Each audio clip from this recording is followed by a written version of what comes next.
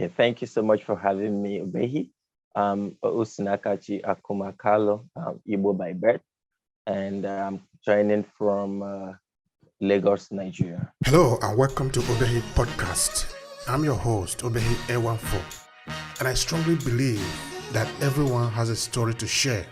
Now let's get started into this episode.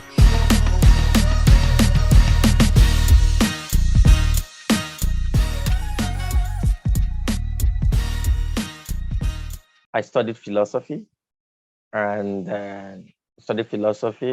I've been an advocate of transdisciplinary approach in understanding the reality of the human person.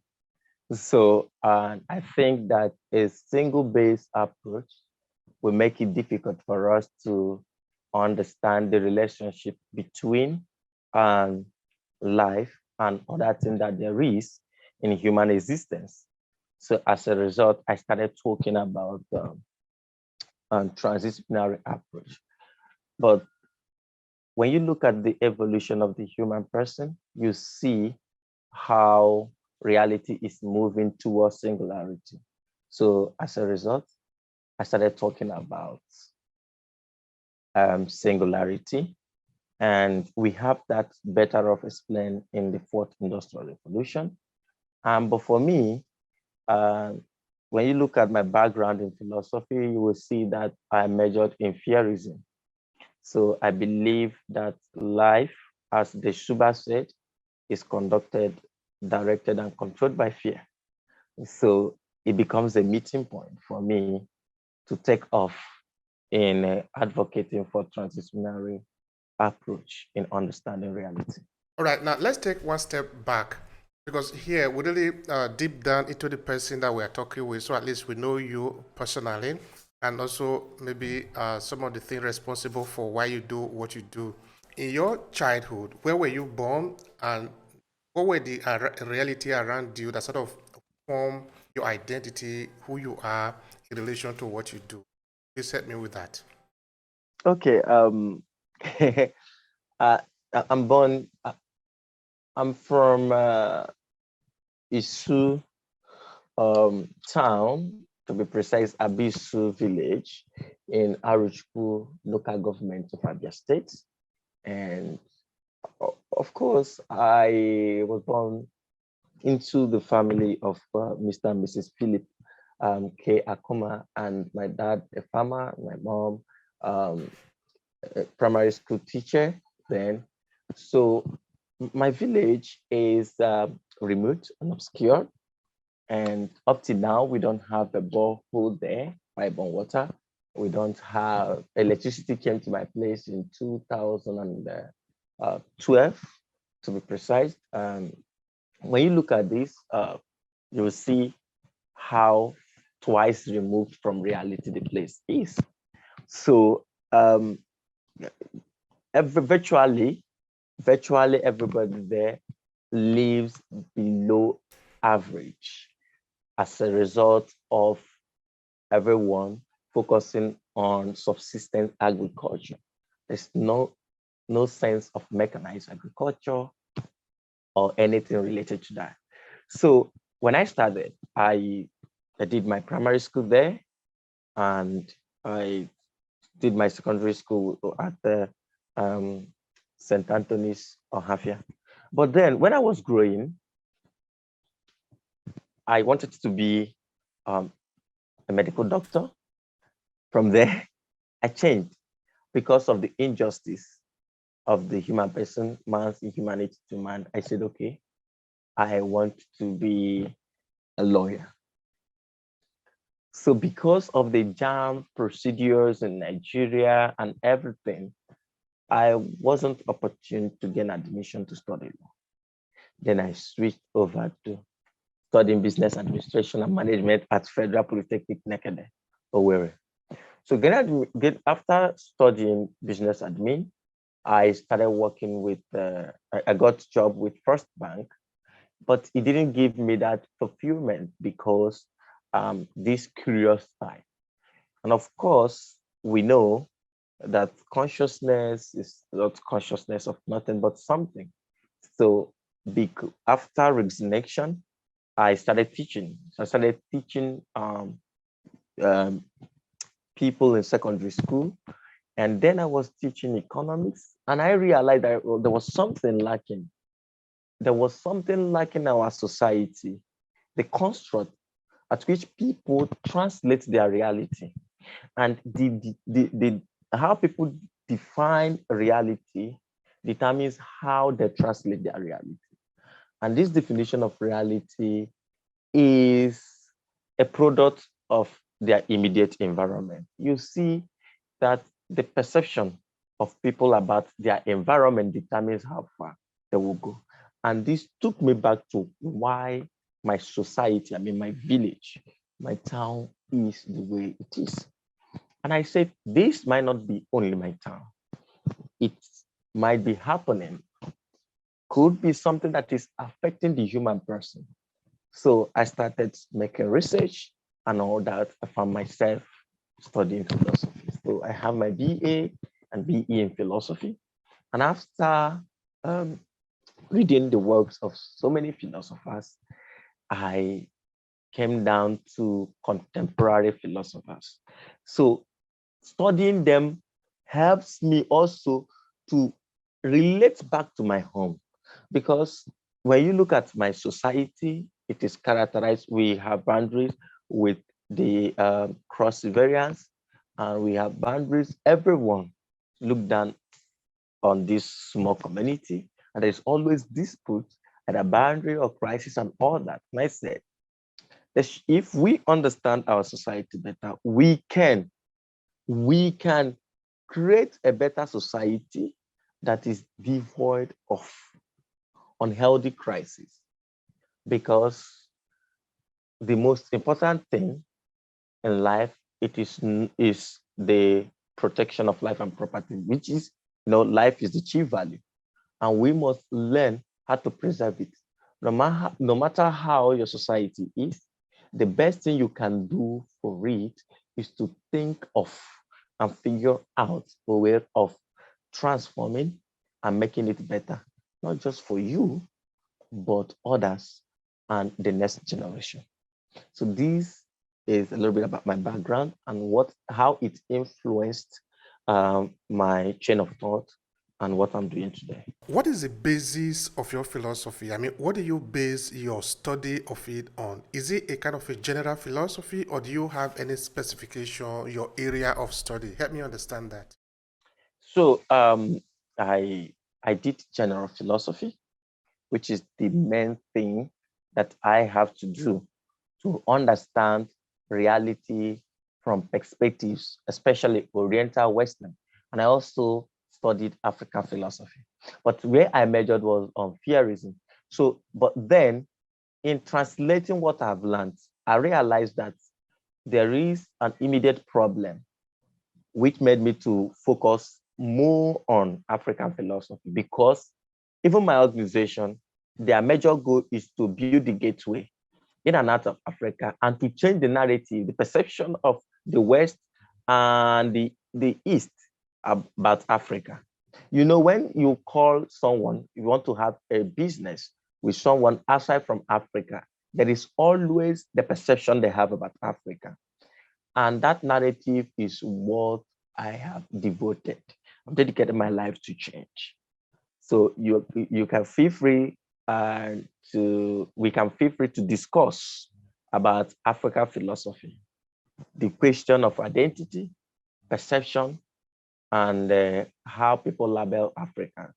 All right. Now, let's look at African philosophy. What does it even mean, African philosophy? Help me, give me a background of it. Okay, African philosophy discusses the question of Africa identity, according to Professor Onyocha, and he is my mentor. So Micael Onyocha is an African philosopher and a metaphysician to start with, and he is a Nigerian. So when you talk about African philosophy, let's talk about philosophy, understanding reality, and it means trying to understand the reality of the African person. and Africa. So, you know, before the Berlin Conference, Africa wasn't partitioned. So there are things, there are factors that are beyond religion, beyond the Western religion of Islam and all that. There are things the African person share in common. So these are the realities of the African person. So when you talk about African philosophy, you talk about the question of identity, understanding the reality and the perception of the African person. Okay. Now, in 2022, the question of identity is something that is very important for a lot of Africans, whether you are at home in Africa, I mean, Africans in Africa, and also Africans in the diaspora. Of course, to those in the diaspora, it's even more challenging. But in overall, it's something that is very important. So when you say African identity, looking at it from the point of view of philosophy, what are we talking about actually?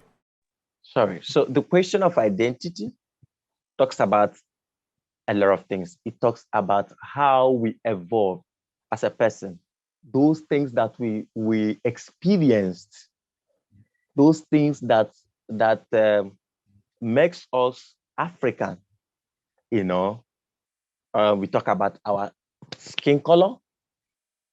Our skin color is our identity, and it is Senghor,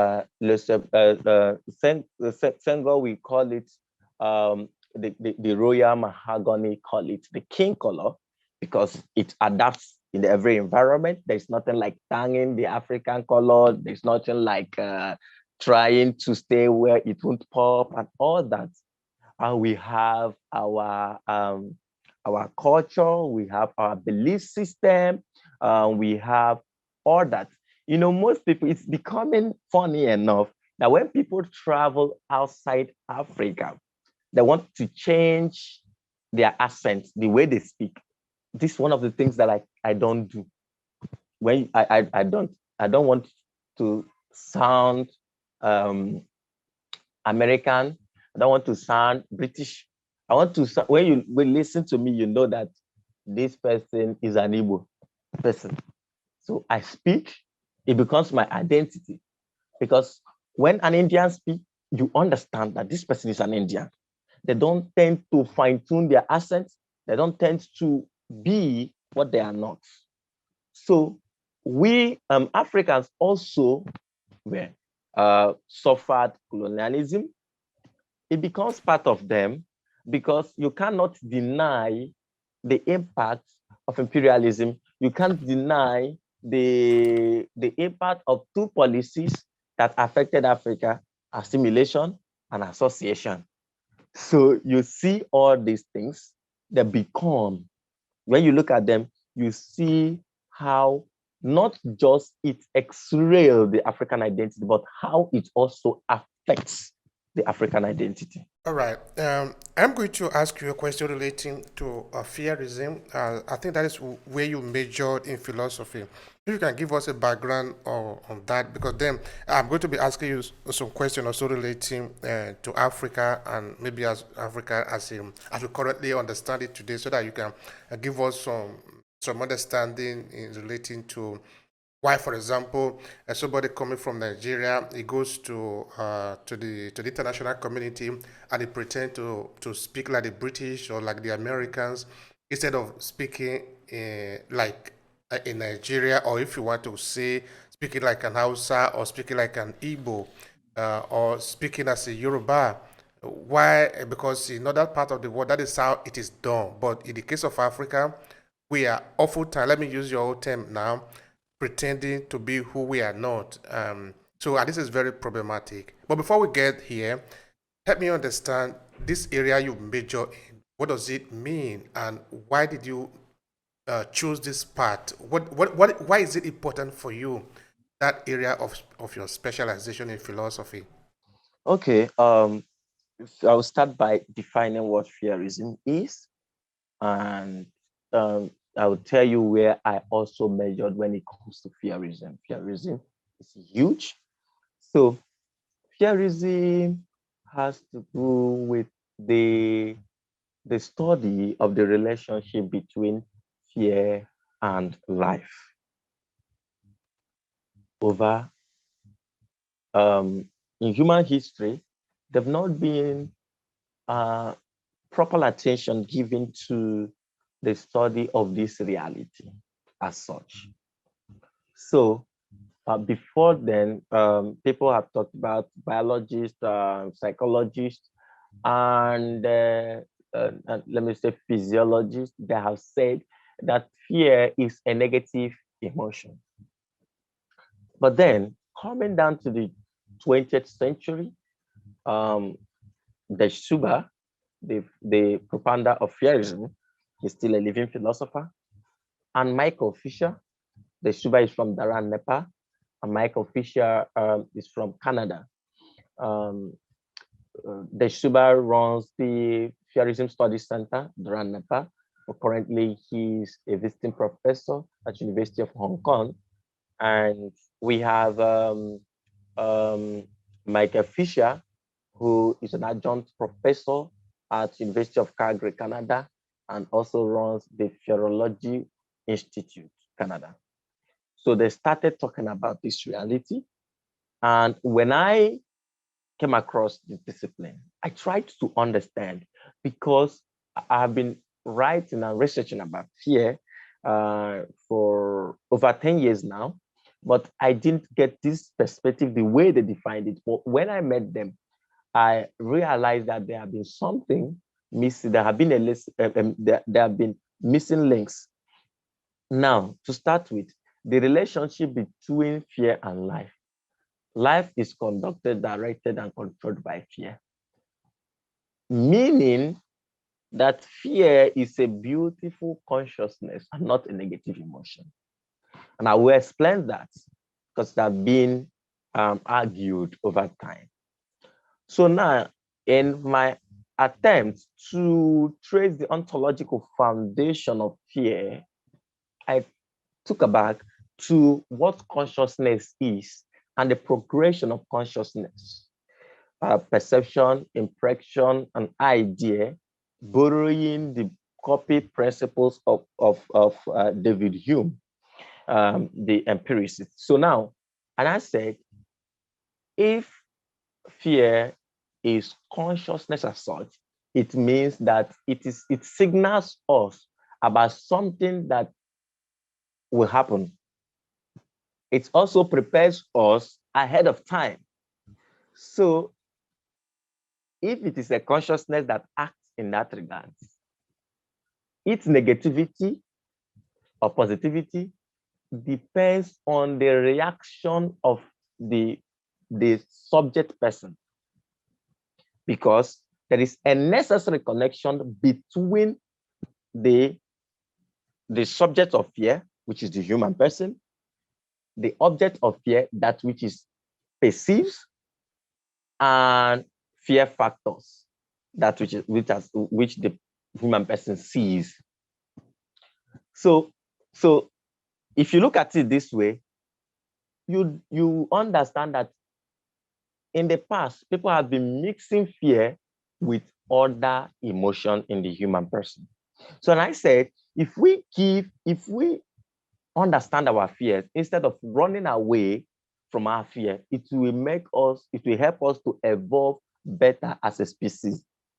So, looking at it from this point of view, what now becomes the best fear management system? Overall, in human history, they have been talking about F3. Now, when you are confronted by objects of fear factors, you either freeze, flight, or fight of freeze. So, but they didn't talk about fearless. No, when in defining fearless, you talk about, like Fisher will say, fearlessness, and most people don't understand that there is a demarcation between cowardice and being courageous and all that. So in the face of of fear, you need to first of all understand and know how to manage it. So we've been working on fear management, under fear management education, developing fear management system, not just for the human person as a microcosm, but the universe at large as a macrocosm. So dividing it both for organizational fear management system, political fear management system, and all that, trying to get make sense of it, especially the world we find ourselves where the politics of fear sells better, and politicians and most people and most leaders use this fear mongering instead of fact mongering to govern and to control their followers. I'll stop here. Thank you so much for that. I appreciate it. All right, now we are beginning to come down more into reality now, which is the thing that the people see. I think why people run away from philosophy sometimes is because there is a lot of thinking that you need to do, a lot of digging, a lot of reading, and a lot of uh, calculation in the abstract terms, no? Instead of maybe how much is a cup of rice today. We all know that. What is the price of what is the difference between the price of a bag of rice yesterday and today? Because people see that every day. But of course, there are other elements that actually control these things, which is some of which you are just touching now. Okay, now let's look at the politics, Africa, the reality today. Uh, is there a way that fear could have been a tool that is used to keep Africa the way it is today, looking at the global political setup? Very, I don't like talking about politics, but let me just try to say it the way it is. Um, the politics of Africa is not a consequence of African immediate happenings. You know, when you study, when you look at definition of reality in the perspective of Thomas Aquinas and even Aristotle, when he said definition, when you want to understand or define a thing, you understand it from four causes. But Africans tend to shy away from their first cause because I would like to use a language that people will understand. Their first cause. And this first cause happens to be the basis of their history. And when you try in an immediate time to tell people about their history, they will say you are trying to cause problem. They see you as a threat. All these people that wants to disrupt this status quo, something that happened back in the past, you want to bring it up now. Why are you bringing it up now? We've been living in peace. Now you see the place of fear there. Now, going back to history, you realize that before the Berlin Conference, before partitioning Africa, those who did that had something in mind. And I cannot really say their intention, but I would say that it has not been a blessing, but a curse to the African continent. The partitioning at the Berlin Conference and what happened after Second World War that led to British and France taking over Cameroon from Germany is also something that we need to look at carefully. When you look at it carefully, you will see why selective aid and selective attention is also becoming part of the global politics. Practical example, I'm not saying that what is happening in Ukraine, between Russia and Ukraine, is good. But something more than that has been happening in Africa. Practical example, look at northern and southern Kaduna. You come to the east, look at what is happening with IPOP and the military. And look at what is also happening. Look at what happened during the Civil War in Nigeria. It was a genocide. But the attention the world is giving to Ukraine, they didn't even do that here. So this idea of kill and divide is a systemic fear culture that was developed to cage the African people. They make policies that affect the African people.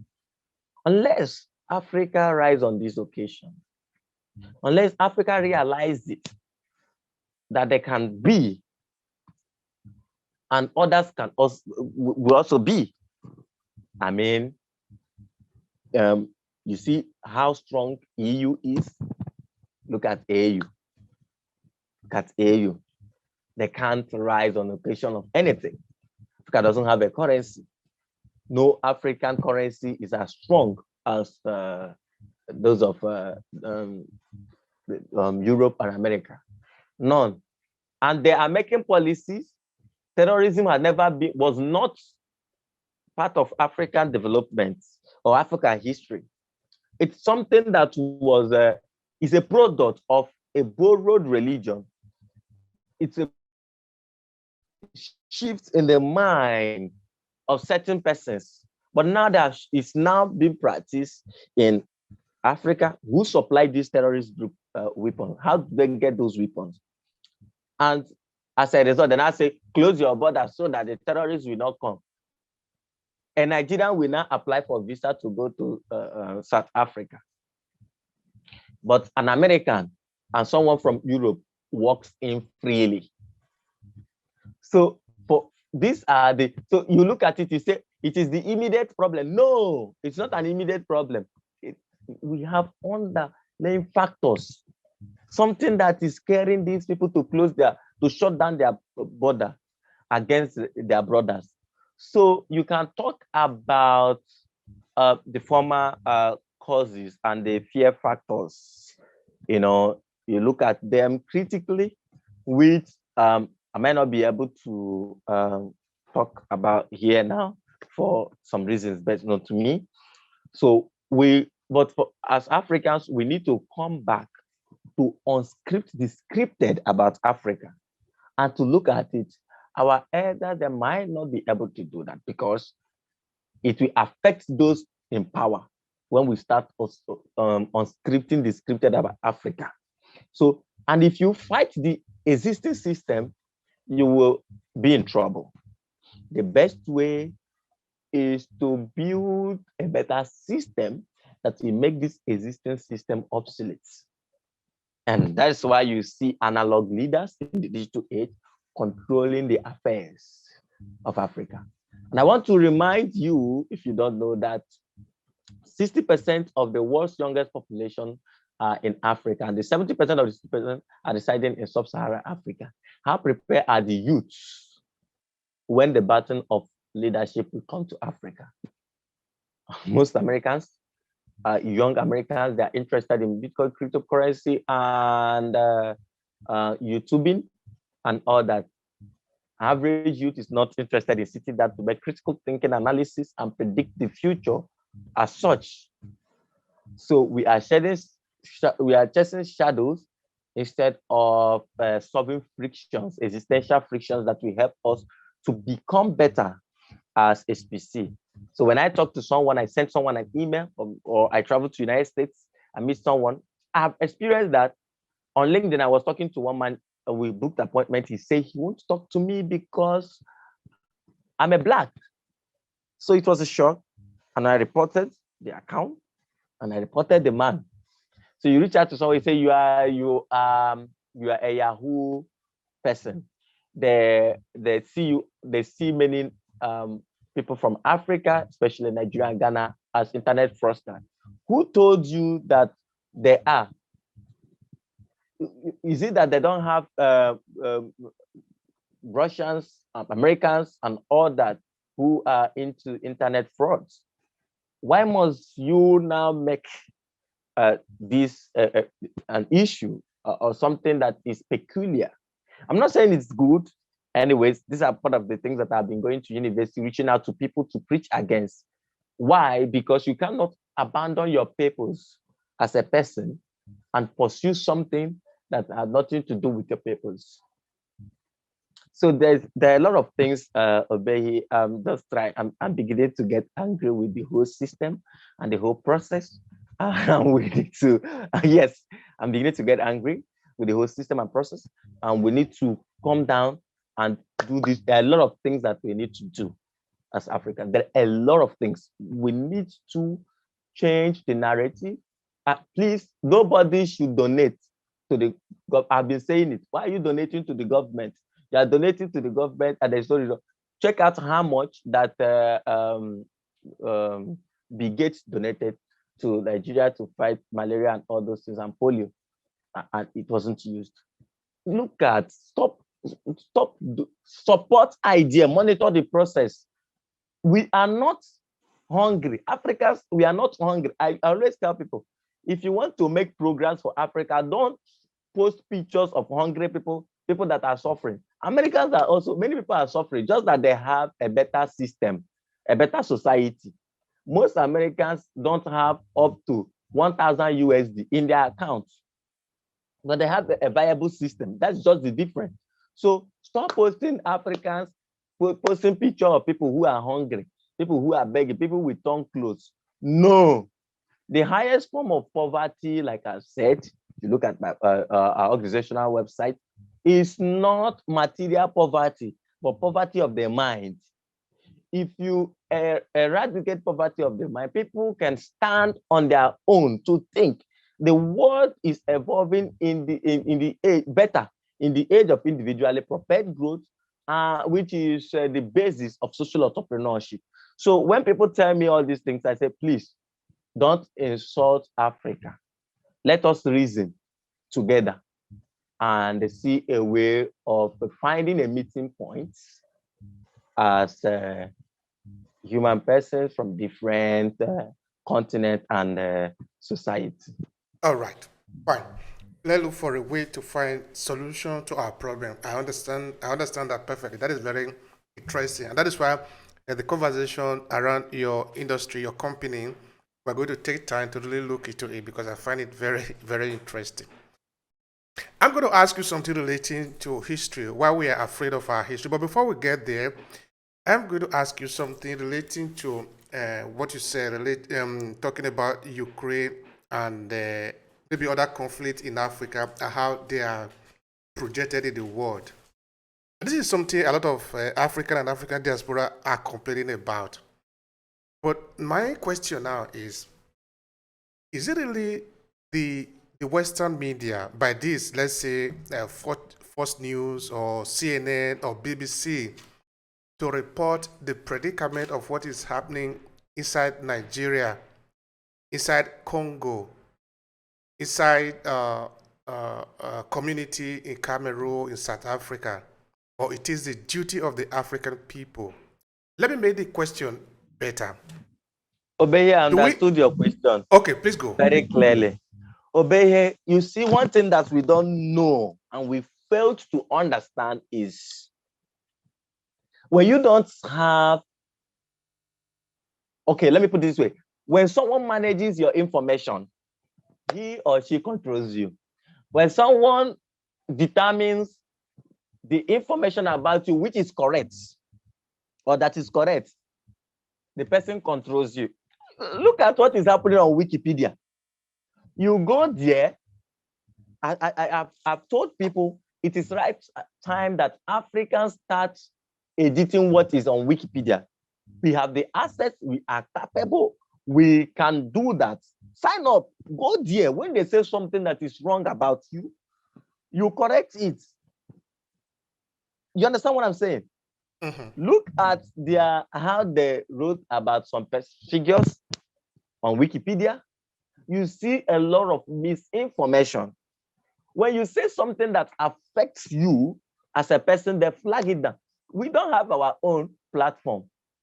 And unfortunately, if you develop something that is better from Facebook, Your brothers will prefer to use Facebook than yours. So why complain? Do you want to tell me that you don't that Nigerian media or Cameroon media or local African media don't report what is happening in Africa? That is fallacious. Okay, your media doesn't even have a far reach. You don't even, where you are in Italy now, you don't know what is happening in Africa. You rely on what you get from BBC and CNN as the real information. And when you look at it, it's a misinformation. A practical example: if 1 million people die now, they will report it is about 100 persons that die. But when the issue of Russia, people started complaining, it was just only 100 persons. So when I say only, don't you know what this blogger, they will say so and so person said, oh, because only, they will bold it and italicize. They don't have value on it. During the Isu Beach Line boundary crisis, from my place that started since 2018, I've been complaining. At some point, it was flagged down on YouTube. I did something, a clip about it. It was flagged down. How many persons died? I mean, 2 communities were burned down, and over 3 villages entirely displaced. I lost so many members of the families, and no one talked about that. It is the problem of selective aids. And when you look at here, they have plugged in something that is dividing us. Do you understand? So you can't really blame it on local media. We have good, sound journalists in Nigeria. We have good media persons. But how far is the system? They won't even allow your system to go far. But Africans should have a viable channel. A viable, African leaders should learn how to give some sort of tax waiver for their own to grow. And why this is a problem is, why it is problematic is because, okay, for you to grow systems, for you to have a viable society, and for you to have the emergence of social entrepreneurs, people that identify problems and profess solution and work out the solution, we need to revive the idea of property rights. We need to revive it. And we need to build education system that not only graduate job seekers, but job creators. Inventors and innovators. It's only these things that we guarantee the progress of Africa person. When these people have problems, they go back to universities to look up for student projects. But yeah, we don't believe in the projects that people are doing. We don't believe on anything. So how can you now blame effects without looking at causes? These people will not report it the way it is. They will report it the way that it will favor them. Have you forgotten what happened during World War II? They were killing the British, and the British media was reporting that they are making advances. They are making advances. This thing is happening here now. If you look at critically, you will see that there might be a lot of misinformation in the process. You don't allow people to fight war in your territory, bring war into your territory. We need to be rational. The money the world has spent in this Ukraine and Russia crisis, if they invest it on peace, it will be better. If they had find a platform to negotiate the way they are seeking negotiation, it would have been better. If we call ourselves rational beings, we can do better. We can do better than what we are doing now. writing Africa up in all aspects of life, calling our science pseudoscience, forgetting that every invention and innovation had point of departure, calling our religion fetish and all that is embarrassing. Embarrassing. You will never see Indian movie or American movie or anything where they are acting a pastor casting out demons or burning down things. But in Nigeria, you will see Nollywood talking about um, portraying the native doctors or the herbalists when they don't even know the differences as um, evil, but it is the problem of alienation and empiricism and all that. So we need to look at it, my brother Obehi. This is disheartening and it pains. Thank you so much. Thank you so much, dear Carlo. In fact, I put down religion somewhere because when you were doing the initial explanation, I knew that we were going to get to that point, and I put it down because just like every other tool, religion is a tool, and it's a very powerful one that we probably haven't yet understood. I mean, the average African, the average Nigerian haven't understood it. What is the proof? The proof is in the pudding. You know, when you eat it, you know whether it is good or not. And to know whether it is good or not, just look around you. We have become lost as a people. So we act like children. We shoot ourselves in the foot. It's unfortunate. But anyway, now the system we understand has failed us. There is no doubt about that. And this is because there is too much resources in Africa. Africa is too attractive. And for that reason, we cannot expect the same system that have failed us to correct it. It is not going to happen. By that I mean, we cannot expect the Western media to say anything good about African culture if that culture is going to lead, if say that is going to lead to the liberation of the African mind, because that is actually where the war is taking place, in the mind of the African people. So since the system, the institution that we have is not helping us, can we have an alternative so that the people can start investing in themselves and start doing it for themselves? Because one thing I want us to pay attention to is that the global population following the Industrial Revolution has actually I don't want to say mismanaged, but they have been turned into a mini machine, taking attention away from them. But by evolution, by our continuous growth, we understand that we are turning back to where we were before. Because up until recently, you go to school, it was not your duty to create job. All you needed to do is to learn the theory that you have been told in the school. The industry was ready to employ you. So that is how it was set up. But currently now, thanks to internet, people are realizing that they can actually create job for themselves. And this is taking the world to a development of a staggering proportion. But that means for the country that have invested in their people, letting them have the minimum infrastructure to compete. So if we try to base on that, for example, looking at your industry, looking at your company, when you are talking of the fourth industrial revolution, I don't even know if we have even done the third in Africa. I can believe that there is hope. There is hope. So how can we as a people, the individual, without relying so much on the institution, find a solution to our problem?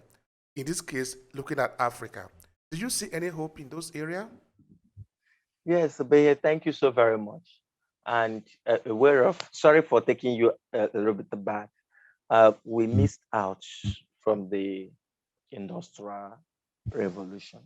I mean, I'm not talking about, I'm saying during the industrial revolution, we missed out. We are nowhere to be found. But record civilization started in Africa. So, but we missed out not because of anything, but because of the lack of system. Okay, let me go straight to your question and answer it. You talked about Africans not being in third industrial revolution and all that. Fourth industrial revolution, most people linked it up to industry 4.0.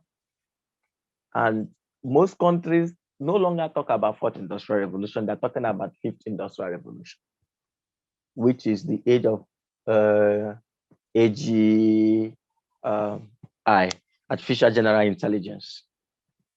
But when you come to Africa, my brother, you know very well that our politicians and their political parties still have in their cardinal plans and principles industrialization as a manifesto in the twin light of the 21st century. Someone will come for campaign and say, I will dualize, I will work road, I will give electricity. And you are not even ashamed of mentioning electricity as what you can do as a politician. And you are saying, my brother, if I travel home now, I still drink from stream. Now, I said I have to take buckets, go to the stream, walk miles, fetch water, come home. So you look at all these things and you laugh, but we cannot depend on the government to change the narratives because the narrative favors them. So no one wants to leave the comfort zone. They want to benefit. They want to, because for them, it is a kind of a heritage. Buhari was the president when? In 1984. And he started contesting again in 1999. They have been on this till he later became the president of Nigeria. Go to Uganda, go to other places, it's still like that.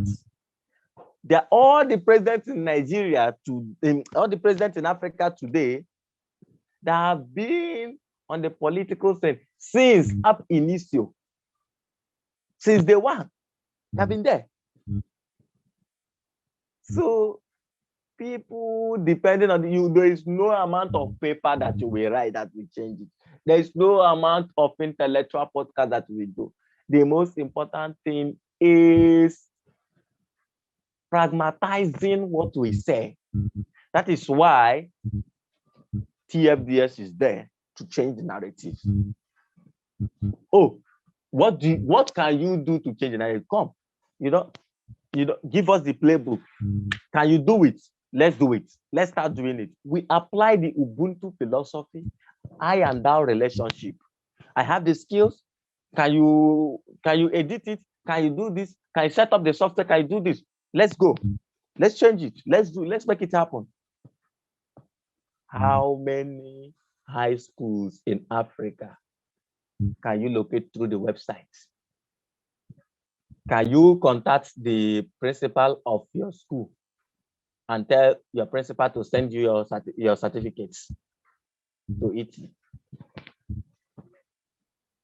TFDS, we want to be donating building sites for high school. Now people can from any part of the world reach out to their principal. Do you understand what I mean? Reach out to their principal. When you have something, when you want anything, you get it from there. We want to set it up. Set it up from there. You are teaching the student social media management, web maintenance, and all that. So we can't wait and waste. We must start doing something. And the best way is systemic education. Taking these teachings, reducing it. We are developing future studies as a course, and we'll make it available for all schools in Africa. It will start from ABC to university level. Everyone must understand where the world is going. And our teachings must not be borrowed. It will be tech enculturation. We pick your signals to solve your problem. We ask you, what do you think is the greatest problem, challenges you're having? We ask the small child.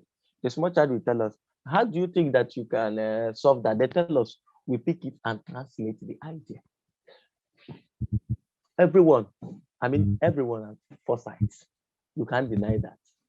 So if we make foresight in perspective, we look at the point of convergence and look at the ethical reference, because everyone is angry. We cannot talk about technology without talking about emotion and technology. And through that, from that point of view, you talk about the ethical usage and application of science and technology. So it will help people to invent what are ethical reference and not something that will be disruptive and that will lead to tech dystopia and all that. We don't want that. We want to teach the people, we want to make Africa better from the grassroots level. If you go to Silicon Valley or in many other part of the Western world, they are trying to initiate idea. They think of something and they bring it to fruition through, of course, try and error in most of the cases, because you do not know what is going to happen, but you have an idea. But by putting into practice, you continue to refine it. Sometimes you get less, or sometimes you get more than what you expect. But why is it that in Africa, in most of the cases, we need to copy other people instead of developing our own model based on our own system, based on our own situation, based on our own idea, our like and dislike, based on our evolution, where we are coming from? And this is also important if we are talking of also the fourth industrial revolution, technology, building, resolving our problem. Can you help me with that, both from the point of view of philosophy and also from a normal, rational human being? What we manifest is a product of our collective consciousness. When I was talking about poverty of the mind, um, I don't know if you made sense of that statement, material poverty and poverty of the mind. Mm-hmm. So now, the question should have been, why is it that Africans always produce leaders who are not, let's say, in the class or ready to compete like or do better like other leaders across the world? The answer is because they always have, they're always the headquarter of poverty, and they have the highest number of out of school children, and um, illiteracy level, and the illiteracy level transcends the literacy level. But that, a society where only 30% understands the right thing to do to change the narrative, but 70% of these people that don't understand will try to make sense of it, but they are still living at the survivor stage. So they need money to eat so that they will not die or have ulcer. And as a result, they prefer to eat first and survive so as to progress in error than to starve and they have a change of narrative.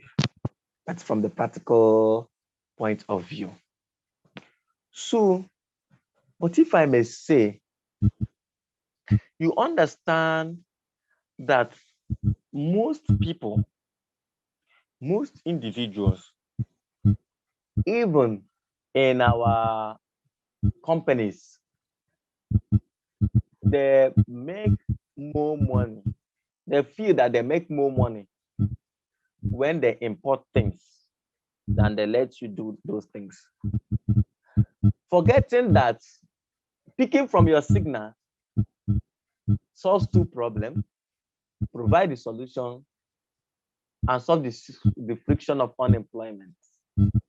People, you skill up people, you improve skill sets, you create employment opportunity, and you still get the results. My brother, Kuda, one of the best banks in Nigeria, is being developed by people. Yeah, Flutter Waves, the same thing that worth billions of dollars, even currently billion plus, was developed here. And Paystack, the same thing. How many persons are using these things? We have leaders here that don't question what they what they think is not important. They should question. Why is it that Amazon is blocking people to receive money? You know, you can't receive money directly. You have to open a what they call it, an account outside for you to receive books. The Kindle publisher is not favorable for so many Africans. PayPal, the same thing. You receive money. Look at the argument, but you can't put it in your local accounts. So there are a lot of things, and we don't have systems to change those narratives. So the idea of borrowing, you see that also in the life of leaders, for leaders that love borrowing without feasible results. So it is becoming genetic, but what and hereditary. So what we need to do is to bring get an opium, which is education, and take it to the foundational level, just as when Christianity and Islam came, they started what they call Sunday school.